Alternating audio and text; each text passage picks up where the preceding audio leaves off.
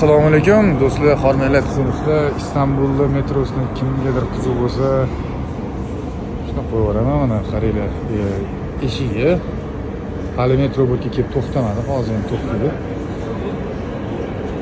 Juda ham bezopasni qilib qo'ygan. Mana bu yerda necha minutda keladi, qayerga boradi, nima qiladi. Hamma narsasi yozilgan. Toza, ozoda. Ana Nyu-Yorkdagi metrolarga o'xshagan start emas. Metro keldi. Shu qurilgan eshigiga to'xtaydi. Metroning ham eshigi ochiladi.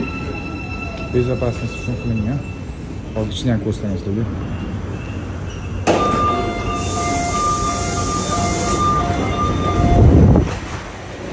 Metro uzun metro.